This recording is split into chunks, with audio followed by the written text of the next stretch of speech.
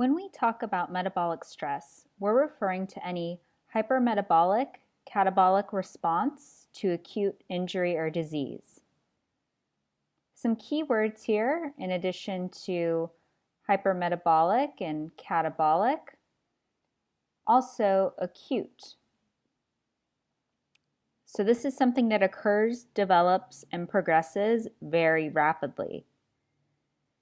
So catabolic and hyperbolic, this would tell us that these conditions will have a high metabolic rate, and it involves tissue breakdown, which is what catabolism means.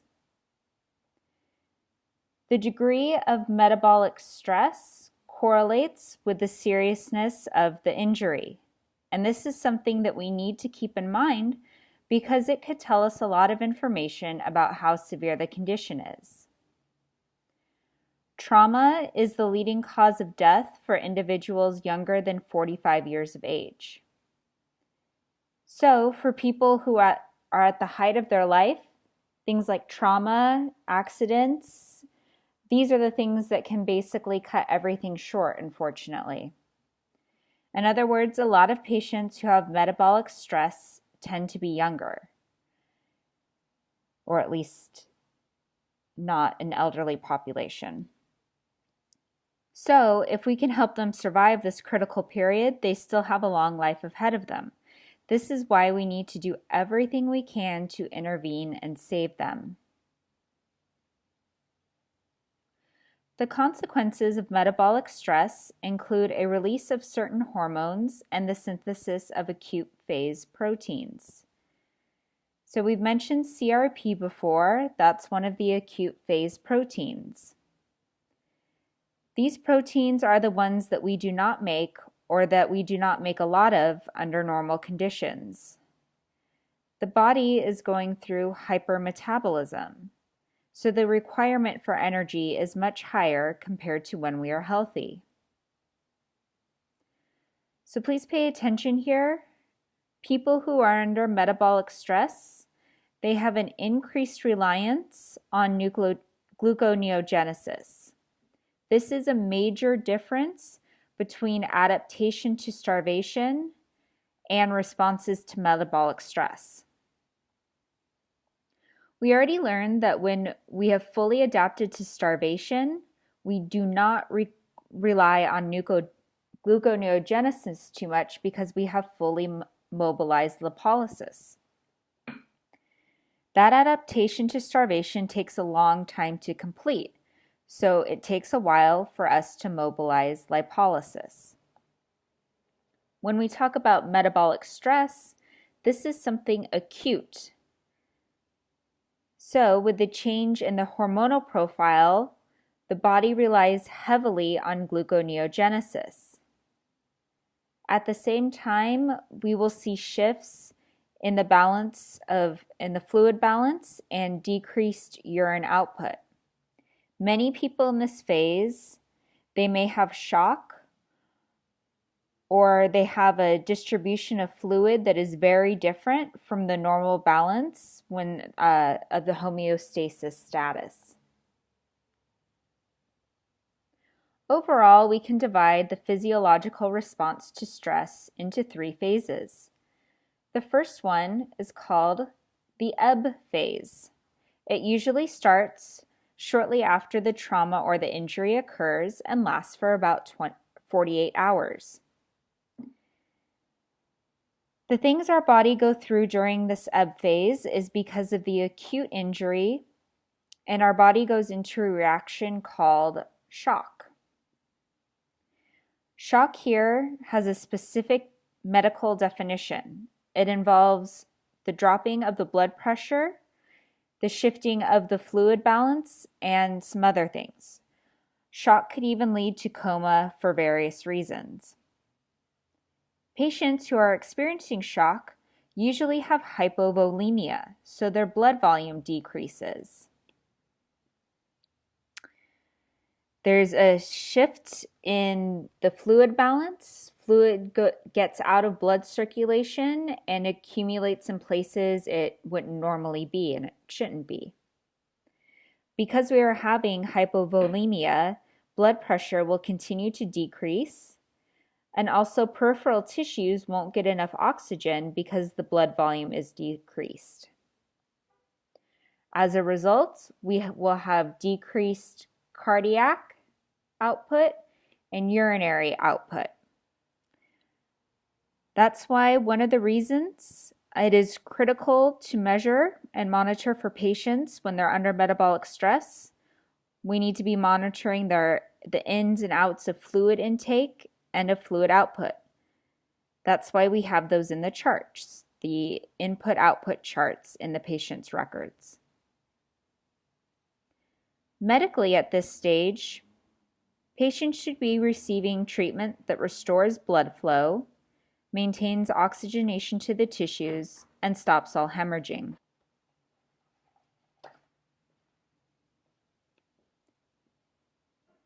Hemorrhaging means bleeding. Bleeding itself could literally reduce the volume of blood. Then that could be the trigger of this metabolic stress, resulting in the hypovolemia. For example, trauma that breaks certain blood vessels, such as knife wounds or gunshots, things like this. When we're directly losing blood, this can start the ebb phase. With the proper medical intervention, we can stabilize patients hemodynamically, meaning that we can correct the hypovolemia and somewhat, maybe not completely, but at least to a certain extent, correct or reinstall the fluid balance. When that happens, the second phase starts. This is called the flow phase.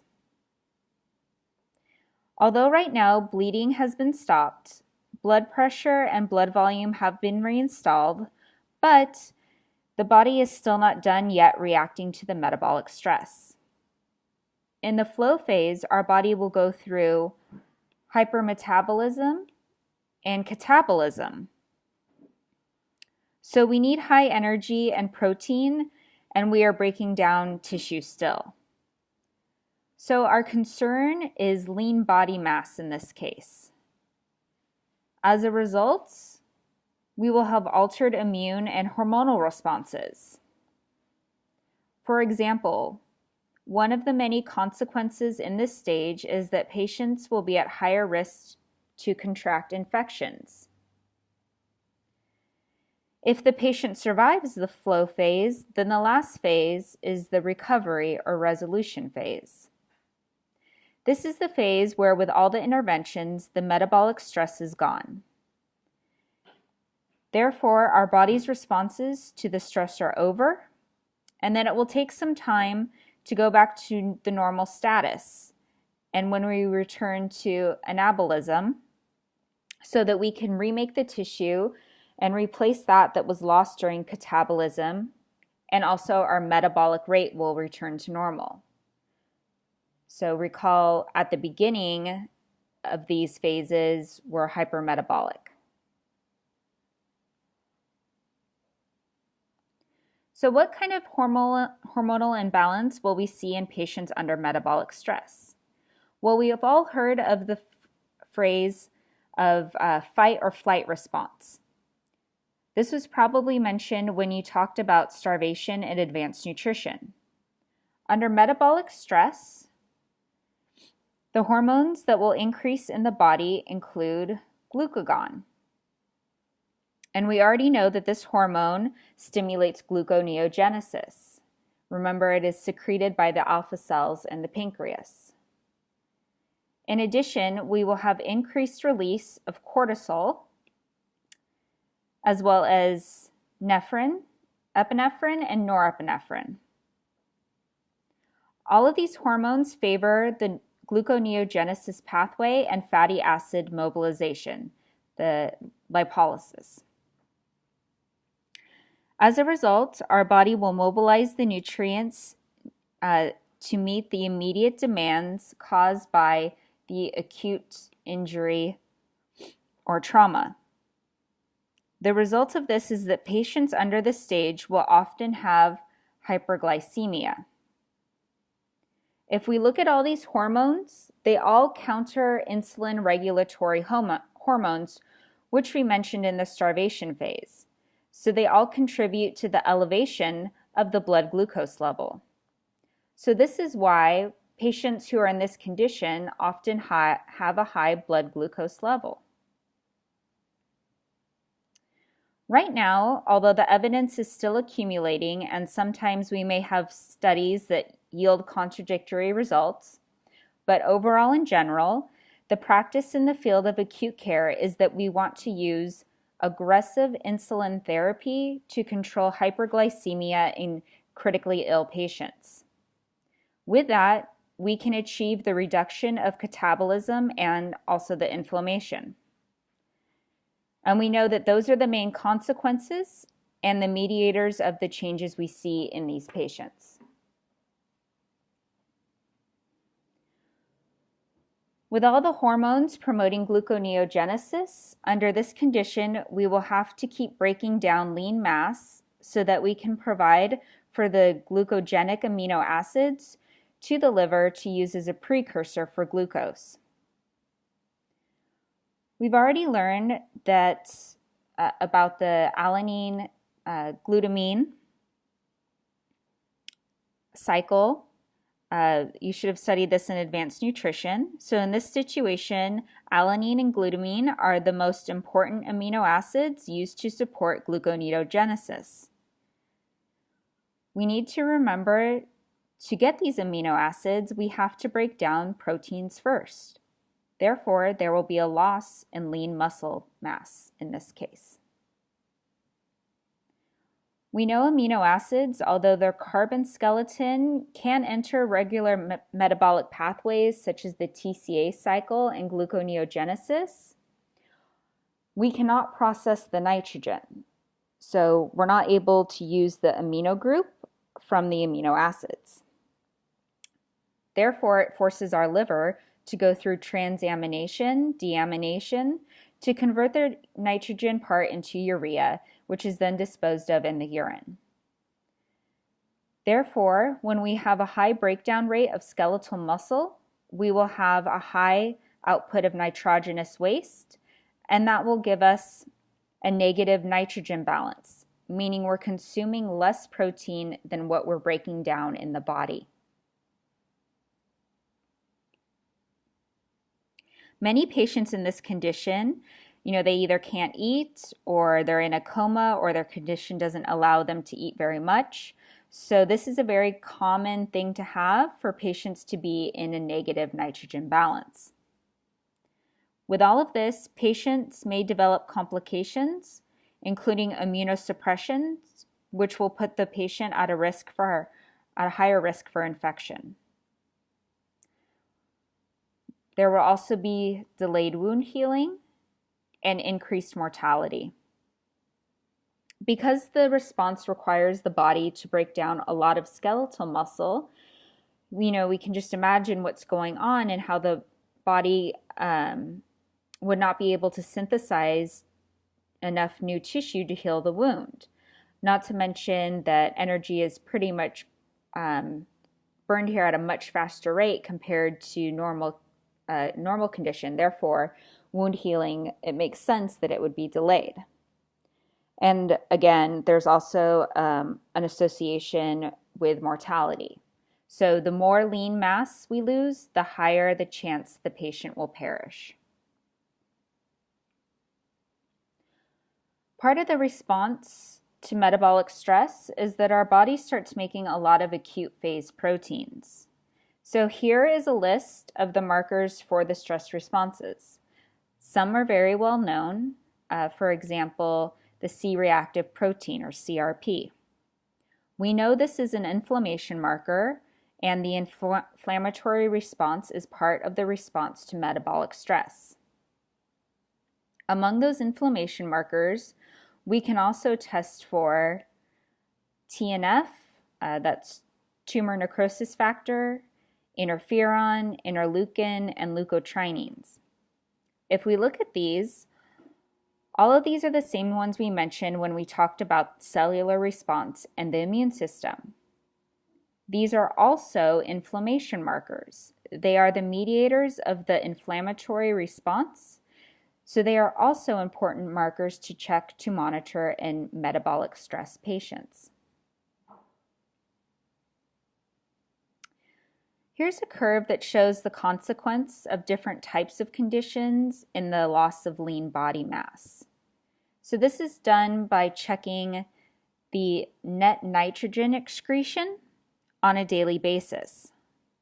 So if we look at this one on the bottom, starvation here,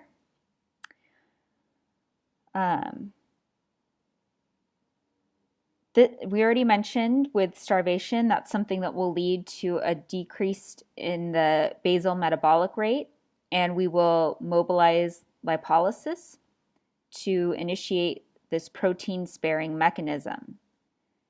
So we can see down here, this is the number of days on this axis below.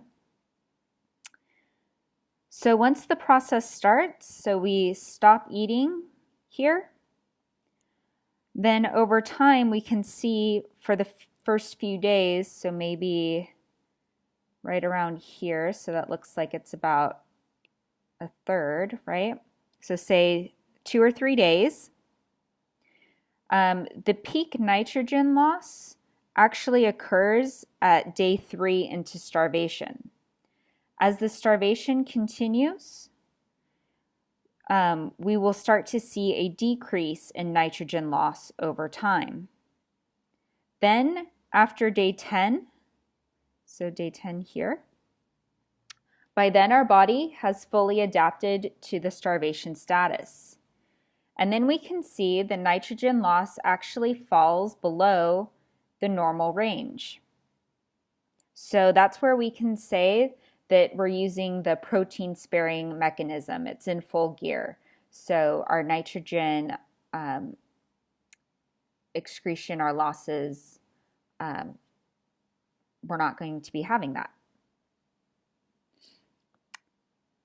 The other conditions, whether it's trauma, burn, or major surgery without complications, we can see that the initial nitrogen loss also occurs during the first few days of the event. It will basically goes up over the initial part of it and then goes back down as we recover or the condition improves. So we can see here for that, for example, if we're talking about major surgery without complications, let's say the patient will, we see that the patient here will recover in 2 weeks post-surgery. We can see the initial loss of nitrogen will go much higher compared to starvation. So we had starvation here, and then in surgery we're seeing it here.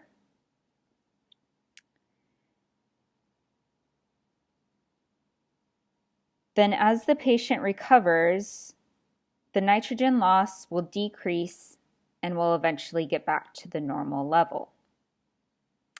And we would say this would maybe be probably 14 days, about 2 weeks after the surgery. So then here, the blue line, we have trauma. So it again, the initial nitrogen loss is even higher. It's very high compared to starvation. And it stays elevated for much longer. So almost 3 weeks before you hit the normal range. So about 21 days here for trauma before we see the nitrogen excretion hit the normal range. Then we see this dip here, and this is due to the recovery phase, and then it gets back to normal almost a month later. And for major burns, as we can see, it climbs very quickly, very fast. So almost, say, about 10 days from the injury, it reaches its peak. Then it gradually slows down. Then after almost 7 weeks, it begins to go back to normal, so a little less than 2 months there. We can see these metabolic stresses trigger our body to respond in a way that is very different from pure starvation. We know the loss of nitrogen represents the amino group from proteins in the skeletal muscle. Nitrogen loss is a good indicator of wasting of lean body mass. Studies have indicated that as we lose more and more lean mass, patients' mortality will increase. So this table here summarizes that progression. So we can see here from 10% lean body mass loss down to 40. The patient's condition deteriorates rapidly from increased risk for infection to decreased healing. Then eventually, once we've lost 40% of the lean body mass, mortality becomes a guaranteed outcome.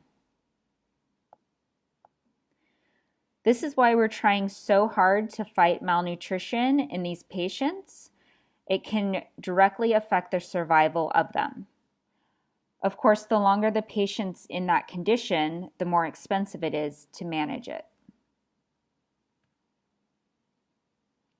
Just to summarize the metabolic changes in stress and trauma, so this chart here, it's no longer showing us pure starvation, so we want to know the difference between the two conditions, between metabolic stress versus starvation.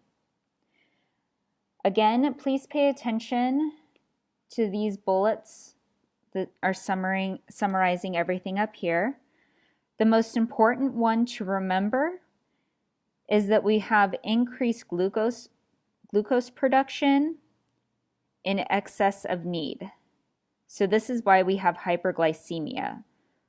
And remember, in starvation, we really don't rely too much on gluconeogenesis. Another thing to remember, the metabolic rate under stress and trauma is higher. So it's about 35 to 40 calories per kilo of body weight. That's almost twice as high as in starvation after we have fully adapted to it with decreased BMR. So we have to make sure that we understand this. We also have an increased burn of fat storage in the body, but also due to the hormonal changes, we have high gluconeogenesis. Our lean body mass is being broken down because the hormones favors gluconeogenesis. Therefore, we need to send the amino acids to support this. This is a very protein expensive process. As a result, we will have hyperglycemia. We will also have an increase in protein loss and delayed wound healing. So please study this figure together with the one for starvation from the last module and pay attention to the differences between the two, please. So these are the metabolic abnormalities seen in the stress response. We already mentioned hormonal imbalance. So these hormones are increased, and these are potent messenger molecules. When they go off, they will trigger a lot of downstream reactions. Therefore, we will have hyperglycemia and insulin resistance. So all of these hormones here contribute to the hyperglycemia. We will have increased BMR, therefore patients need a lot more energy compared to if they're under normal status, and the body relies on gluconeogenesis heavily at the expense of the catabolism, so catabolism of protein in the skeletal muscle. We have increased urinary nitrogen loss due to the increase in breakdown of skeletal muscle. And we will also use the protein, so the amino acids, to make a lot of the acute phase proteins. As a result, we will see a decrease in albumin and prealbumin. We know that these are the ones our liver makes under normal conditions. So they are the major plasma proteins that the liver contributes. However, when our body is going through this stress response, we have directed so much protein and amino acids to these acute phase proteins. So we say that we have positive acute phase proteins. This term means that when the patient is going through some acute phase, these proteins go higher, they increase. And then they call albumin and prealbumin negative acute phase proteins. So it means that when people are going through the acute phase, the level of these proteins will go down, decrease. The reason, as we were explaining earlier, is because our body directed the resources, so the amino acids and energy, to make these positive acute phase proteins. As a result, albumin and prealbumin will go down. Of course, it may not manifest immediately. For example, we know that the half-life of albumin is 2 weeks. So at the admission stage, the first few days after the injury or the trauma, the patient may have relatively normal albumin levels for a while before it really takes a nosedive and gets really low. In that case, of course, prealbumin is the more sensitive one because the half-life is much shorter. It only takes about 2 to 3 days. So that would be a more sensitive marker to check if we are wondering if there is an acute phase response going on in the patient.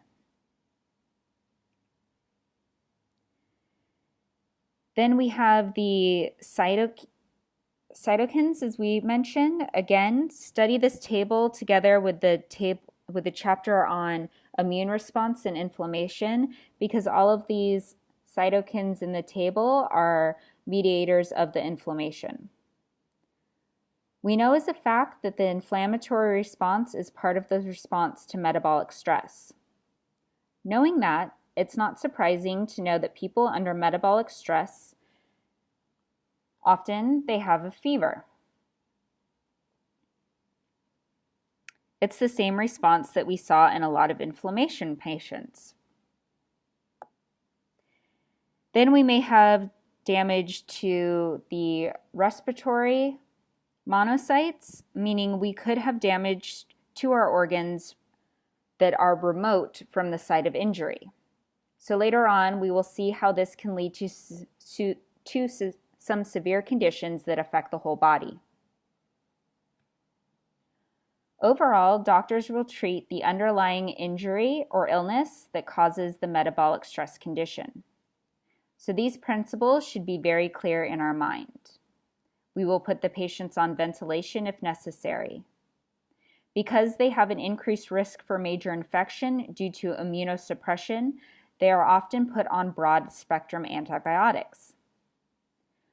Because inflammation itself could lead to a lot of negative consequences, doctors often prescribe anti-inflammatory agents such as steroid hormones.